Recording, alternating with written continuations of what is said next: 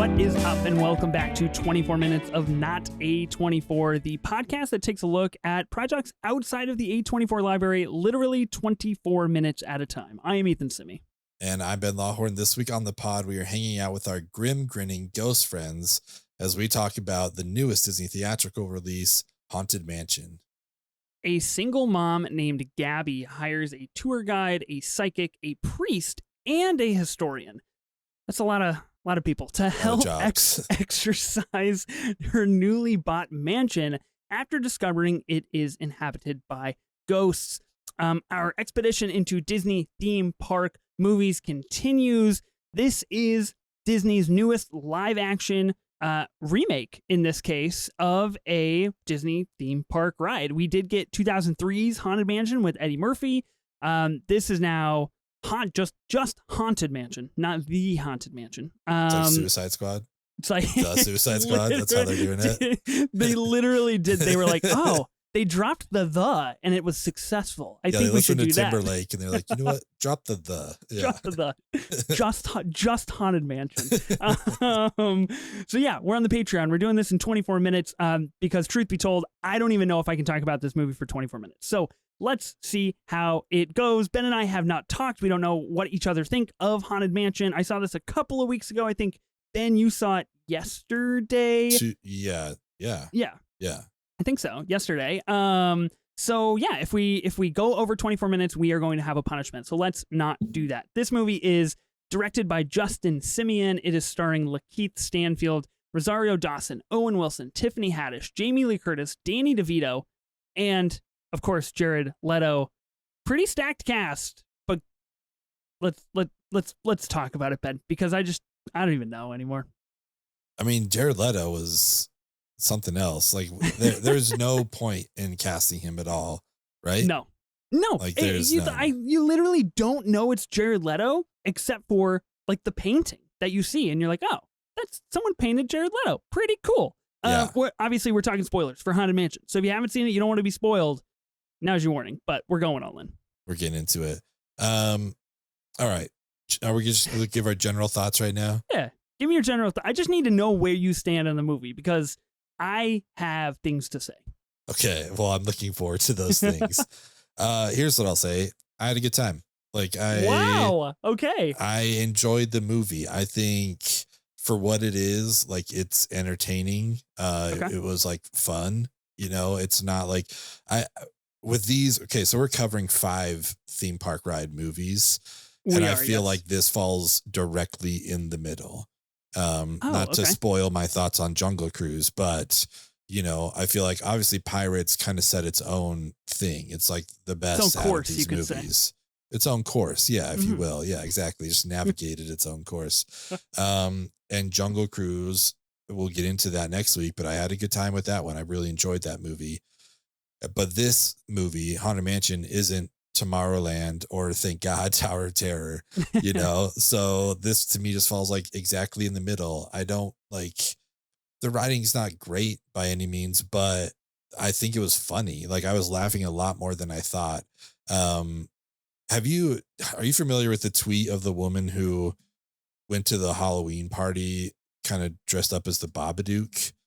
No. What is this? Okay, it's I haven't pretty funny. seen the Babadook. I'm far too scared. I mean, I haven't seen it either, but it's a really, really funny tweet of this woman. I'll send it to you.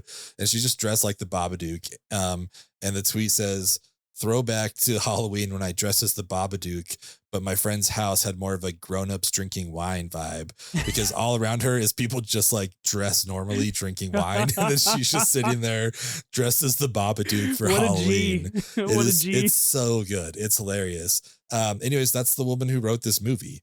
No way. I knew that going into it. So I feel like I kind of had an idea of like her sense of humor and stuff. So that probably helped a little bit. I mean, I think some of the storyline was weak and really unnecessary.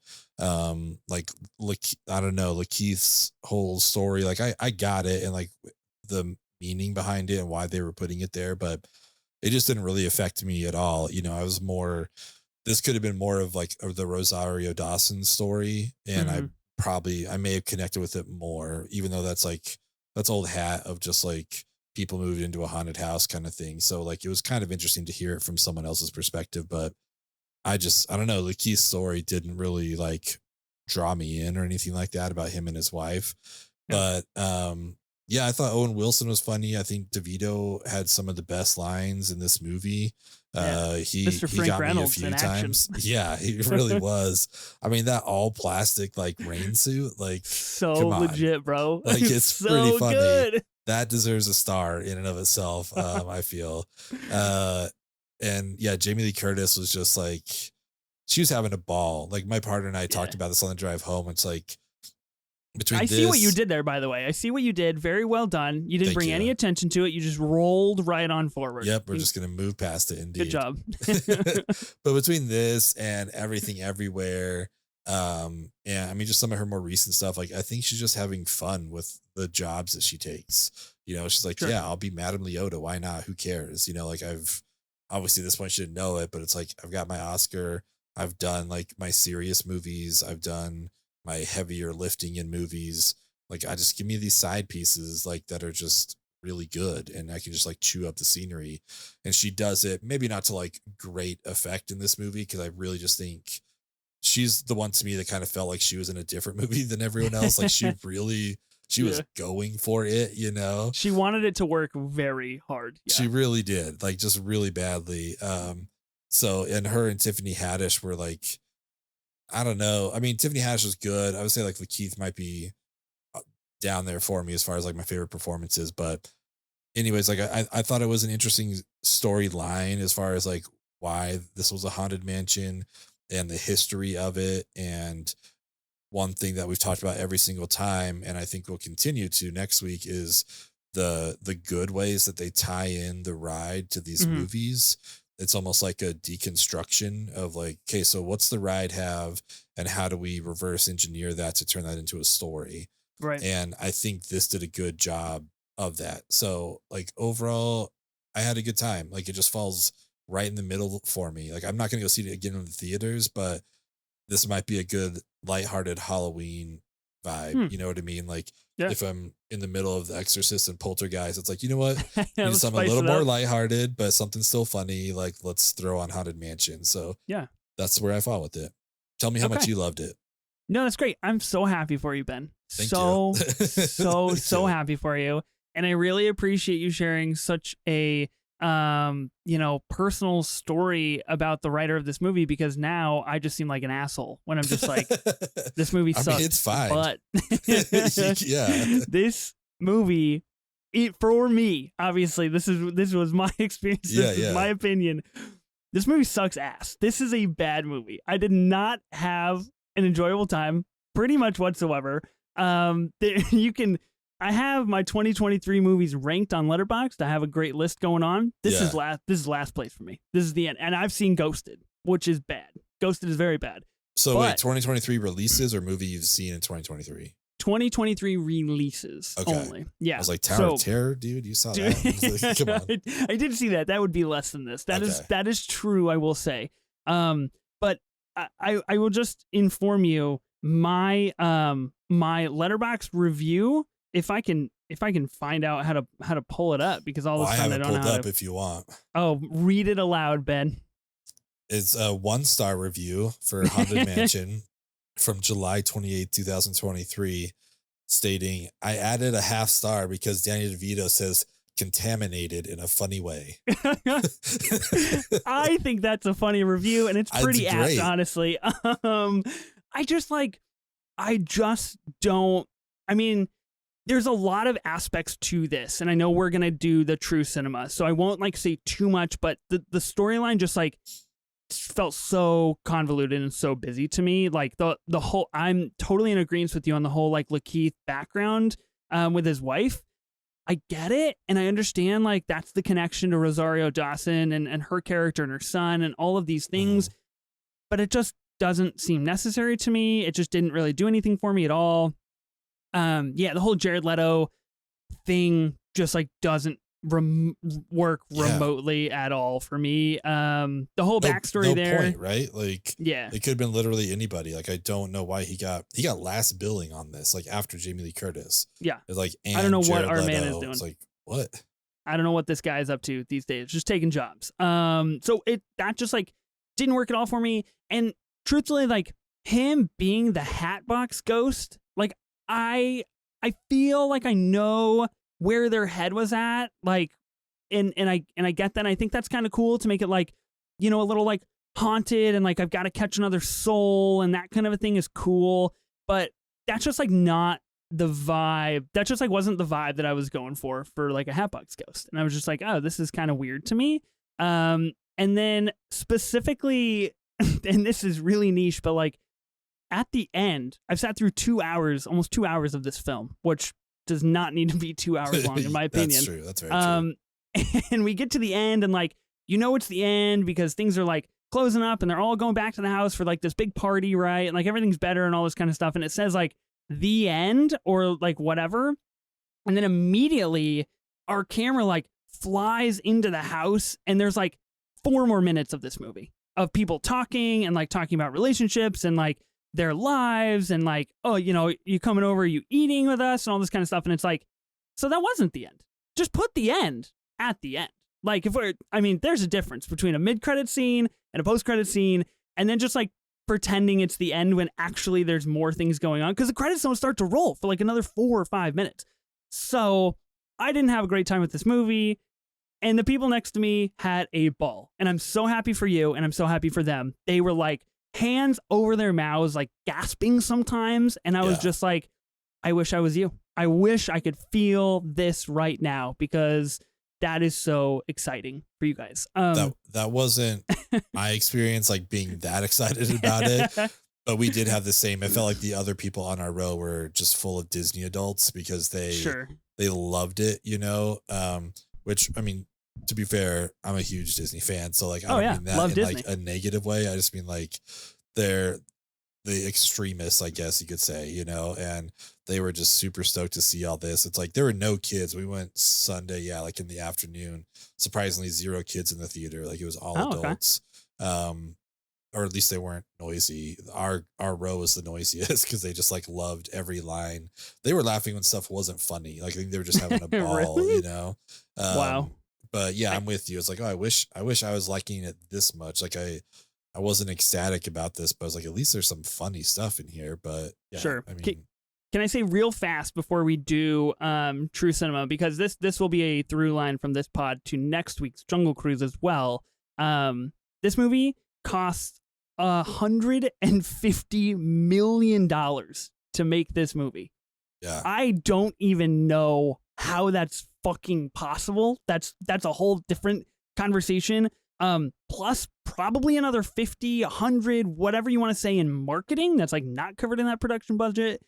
This movie, as of like recording, I'm sure it's made a little bit more, but this article from a day ago says that this movie has only made $44 million at the box office so far. Just absolutely just shit the bed at the box office. And of course, we are coming off of Barbenheimer. I understand that. And like the height that those are, and this is very different. It's a Haunted Mansion movie in the middle of July or like the beginning of August. So very interesting there. But I am curious to see what your True Cinema moments will be, because I have mine picked out and I can't wait to share them. So one question though about this before we move on. Yeah. It feels like they timed this to line up with a Disney Plus Halloween release. Like, 'cause I think that's when it's going to show up. But that just feels like this is proven that that's not a smart tactic. Like, put this out in October and put it on Disney Plus, whatever, in March or something, or, you know, January.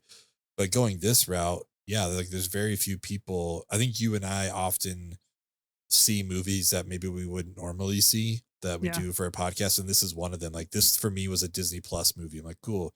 I can't wait for it to come out, you know? Absolutely. And here's the thing that I want to say, because you're totally right. It does feel like, let's get this on the streaming platform around October, get people to watch it, talking about it, whatever. But also let's try to recoup some of our $150 million budget at the box office in order to try to backpedal out of this kind of precedence that we've set over the last 3 years of things going straight to Disney Plus, right? Here's what I find really fascinating, and this idea will carry over for the next like 7 weeks on this pod. Without spoiling too much of where we're headed, there's a movie coming out that is fairly big in just about 6 or 7 weeks.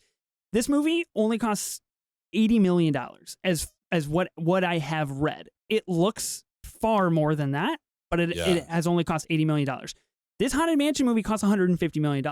If you make this movie for $80 or $90 million, then I don't see a problem with that strategy, because you're getting half of it back at the box office. You're going to get it back on Disney Plus. I can see that. I can justify that. This is a part of a far larger conversation of like, let's stop spending $150 million on a fucking movie. It's insane to me. It doesn't make any sense, and it is bad business. And I think this just clarifies that. Especially with something like this. Like if you're going to go, big IP, like John Wick, Mission Impossible, stuff that it's going to come back on for the most part. Like, I get it, but it's still a ton of money. And this was such a risk. Like, I'm curious where all that money went. Like, not that this movie looked bad. Jared Leto, dude, looked really good. That's what I was going to say. Those like the cast. Like, I don't know. I don't know. They got Owen Wilson on the Disney payroll already. Like, I'm curious. How much of this went to the cast? I just couldn't help but think, like, watching this movie, like, I literally like Godfathered this thing, and I was like, they massacred my boy, Lakeith Stanfield. Like, this is what he's doing now. This is what he spent so much of his time doing. And I just didn't get anything from his performance. I didn't see like any reason for him to be in this except for like a paycheck. I mean, my dude was Monty in Uncut Gems, and he fucking stole that movie. And now he's in Haunted Mansion playing a guy that admittedly, when they let him cook and when they let him be funny, he's very funny. Like the camera part, when he's faking like the camera noises. Yeah. I thought that was pretty funny. But other than that, it does nothing for me. Yeah, he's good. Like you said, when they let him loose and kind of let him improv, like when he's hosting that walkthrough tour, like he's got some funny lines in there. But yeah, for the most part, the dialogue he was given, I got thinking about this cast here, and like he might be the one that you could have someone else play this role the most, which is a bummer when it's your protagonist. You know what I mean? Like, I love Lakeith. Like, this is unfortunately like the thing I've liked him in the least. He's a great performer, but yeah, I don't know. It didn't do him any favors. No, they massacred my boy. Okay, I'm gonna go first. I'm gonna give you my first true cinema moment, because we are actually running out of time on this pod. Funnily enough. Yeah. Okay, number one for me is Danny DeVito showing up in a fucking heater outfit. All clear. Yeah. My boy is there for the food. He wants to eat. He wants to be fed. He's catching shrimp in his mouth. And the all clear, what I would only assume is probably a very expensive name brand streetwear, and he crushed it. And that was just a lovely thing to see. Yeah, that was quite the outfit. It was perfect. That little bucket hat, it was good. As someone who worked outside though for a long time, I was just like, oh, he's sweating his balls off underneath there. Like, you're just like, my man's putting in the work. Does not breathe at all. So he's probably wetter on the inside than he would have been if he had just stood in the rain. So, yeah, kind of my feelings on that.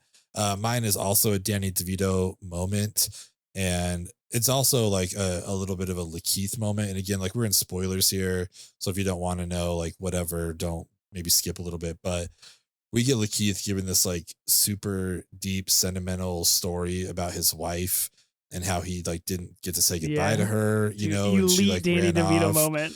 And like everyone's like on the edge of their seat, just like with tears. Like, it's like the first time you really feel emotion in this movie, if you do at all. Yeah. Danny DeVito's just like, wow, the cholesterol in that woman. It was so funny. It's just like, and everyone's like, oh my God, dude, you can't say it. But then like, you realize it's hilarious. Like, what are you talking about? Like, she's getting ice cream. She's eating steak, like all this kind of stuff. It was such a good moment. And for me, it was the funniest laugh of the whole movie. And just to come at such like a sensitive moment was great. Yeah, that was funny. I love that both of ours have Danny DeVito at the core. Yeah. Okay, number 2 for me. Danny DeVito saying contaminated when Madame Leota is revealed. I wrote this in my Letterboxd review because it really stuck with me. And he just, quite honestly, like Frank Reynolds this thing and just like showed up, and they let him say kind of whatever he wanted to say, I think sometimes. And they're getting like her out of the crate, and everybody's like trying to figure out who it is or like what's going on or whatever. And he's like, oh, this is contaminated. And I was just like, That was fucking funny, dude. That was awesome. And I was just like, we just gotta let Danny DeVito cook in this movie. That's what I want. Just let him do his own thing. You bring him in for Frank without a doubt. Mine involves the kid and Lakeith. Just kind of a funny moment where they're trying to connect because this kid's having a hard time and kids are chasing him from school, things like that. And I just thought it was a funny moment because this kid, like, he doesn't look nerdy. Like he looks dorky. You know what I mean? Like he just looks like the opposite of cool or whatever.